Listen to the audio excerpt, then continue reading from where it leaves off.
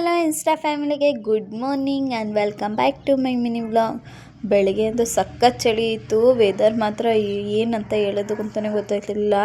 ಇಷ್ಟು ದಿನ ನಾನು ಸ್ವೆಟರ್ ಹಾಕ್ಕೊಳ್ತಾನೆ ಇರಲಿಲ್ಲ, ಯಾಕಪ್ಪ ಅಂದರೆ ಅಷ್ಟು ಚಳಿ ಅನ್ನಿಸ್ತಾನೆ ಇರಲಿಲ್ಲ. ಇವತ್ತಂತೂ ಸಖತ್ ಚಳಿ ಇತ್ತು. ಎದ್ದಿದ ತಕ್ಷಣ ಫಸ್ಟು ಸ್ವೆಟರ್ ಹಾಕ್ಕೊಂಡು ಹೊರಗಡೆ ಬಂದೆ. ಆಮೇಲೆ ಎಲ್ಲರಿಗೂ ಕಾಫಿ ಮಾಡಿಕೊಡು ಅಂತ ಬಂದರೆ ನೈಟ್ ಹಾಲು ಇಟ್ಟಿರೋದು ಕುಡಿಯೋಕ್ಕೆ ಅಂತ ಇಟ್ಟಿದ್ದೆ. ಯಾರೂ ಕುಡ್ದಿರಲಿಲ್ಲ, ಹಂಗೆ ಮನಿಕೋಗ್ಬಿಟ್ಟಿದ್ರು.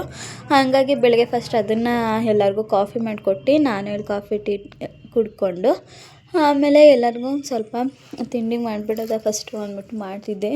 ಈ ಚಳಿಲೂ ಪಾಪ ಹಸ ತೊಳಿತಾಯಿದ್ರು, ಗಲೀಜು ಮಾಡ್ಕೊಬಿಟ್ಟಿತ್ತು ಸೊ ಜಾಸ್ತಿ ಅಂತ. ಈ ಚಳಿಲಿ ತೊಳಿತಾ ಇದ್ದಿರಲ್ಲ ಪಾಪ, ಚಳಿ ಆಗಲ್ವಾ ಅಂತ ಕೇಳ್ತಾ ನಿಂತ್ಕೊಂಡಿದ್ದೆ.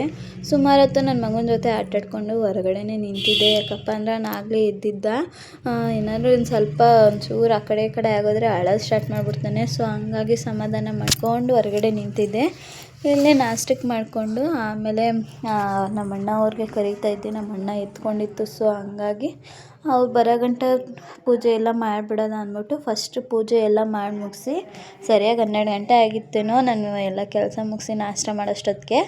ಆಮೇಲೆ ಒಂದು ಸ್ವಲ್ಪ ಬಟ್ಟೆ ಇತ್ತು, ಅದನ್ನೆಲ್ಲ ತೊಳೆದಾಕಿ ಆಮೇಲೆ ನನ್ನ ಮಗ ಮಲಗಿದ್ದ. ಆಮೇಲೆ ಪಜಿತಿ ಎಲ್ಲ ಕ್ಲೀನ್ ಮಾಡಿ ಆಮೇಲೆ ಹೊರಟ್ವಿ ಕೆ.ಆರ್. ನಗರಕ್ಕೆ. ಅಲ್ಲಿ ಒಂದು ಹಬ್ಬ ಮಾಡಿದರು, ಚಿಕ್ಕದೇವನ ಹಬ್ಬ.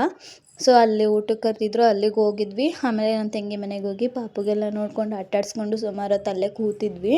4 ಗಂಟೆ ಹಂಗೆ ಅಲ್ಲಿಂದ ಹೊರಟ್ವಿ ಮತ್ತೆ, ಯಾಕಂದರೆ ಸಂಜೆ ಇನ್ನು 5 ಹಾಲು ಕರಿಬೇಕಲ್ಲ. ಸೊ ಹಂಗಾಗಿ ನಿಧಾನಕ್ಕೆ ಬಂದ್ವಿ.